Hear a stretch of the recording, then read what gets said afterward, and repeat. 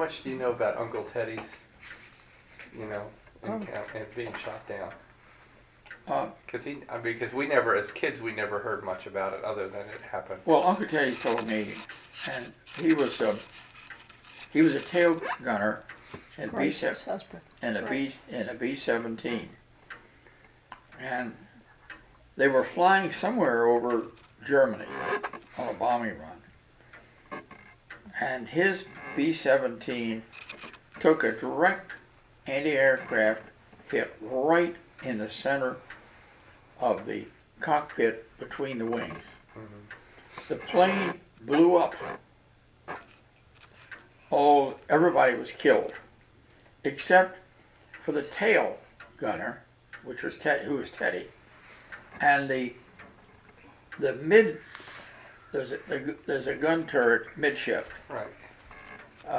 And that man survived. And Teddy said all was left was the tail and that part of the fuselage, the rear part of the fuselage, and it was spiraling down. Teddy said that he knew he had to get out, and so it's hard to get out when the plane is spinning like that. He got to the midship. The gunner in the midship had jumped and was clear. Teddy said it was hard to get out because it was the part of the fuselage, the remaining fuselage, is swirling. Mm-hmm. And he said he finally got out.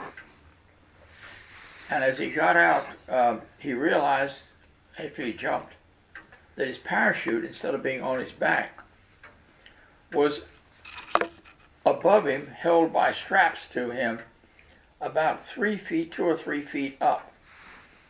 That meant he couldn't reach the ring unless he pulled the pulled the parachute down to him. And he said he did that, got the parachute down with 2 hands. Meanwhile, he's falling free. And the moment he took his hand off the strap, one hand off, to reach the ring, he would pull it back up. So he said it happened at least 3, maybe 4 times. And he began feeling that I'll never make it. And Teddy said God spoke to him and said, a voice came from somewhere, you're going to be all right. And at the last time, he got the ring, and he's only about 150 feet from the ground. The parachute went out to an abrupt stop almost, and then he went plunk on the ground, only to find 4 German soldiers with his rifles pointing at him on the ground. How long was he in a prisoner of war camp? Oh, over 6 months or so. Yeah. Did he ever talk to you about any of the details? Yes. He said that the only way they could survive, they got food. He tried to escape. They all tried to escape. He said he escaped 2 or 3 times, but they'd always catch him and bring him back. Mm-hmm. Wouldn't punish him or anything, but just bring him back. And he said the way they kept their morale up was that the Germans had no sense of humor. And also they were very organized in the sense that everything was done but discipline-wise.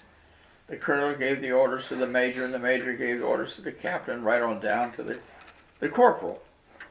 So he said whenever the Germans would come out with some kind of an edict that something must be done in the camp, he said they'd all get together and figure out how can we foul up the system. So they'd find some question to ask. So they'd ask the corporal, what about this? Corporal didn't know it. All the way up the line, colonel, all the way back down. The answer would come back down. And meanwhile, they thought of another one. And they said just constantly going up and down and up and down. He said it was a great morale booster. And he said because they had no sense of humor, and they did not see that the Americans were really making fun of them indirectly by doing this. Nothing overt or anything like that. Then he said when they got to, you've heard the famous story, when they got to the first Christmas, the edict came down from on high, the colonel on the way down. There would be no celebration of Christmas whatsoever. Yet, there would be no singing Christmas carols, no demonstration, nothing. No Christmas carols.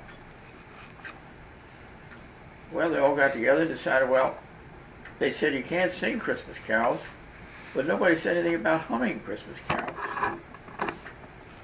So they said Christmas Eve, as they got close to midnight, on signal throughout the whole camp, hundreds of them, all started humming in unison, Silent Night. Now, it's too late to go up to command about humming, and if it happened to come back down. They knew that. They timed it that way. So all the guards could do was run around saying, yet, try to stop them from humming. They said, we didn't stop. We got louder, and it got louder and louder. And he said, Teddy said, finally, all of the guards stopped objecting, and all started humming with tears coming down their eyes, because they picked Silent Night. The That's German a song. German. Mm-hmm. Yeah. Yep. So after the war was over, Teddy was released. Apparently they didn't discipline him for trying to escape, because he said that was one of the things that you work on it, these elaborate plans to escape. The way to keep your sanity, your spirits up, your morale up.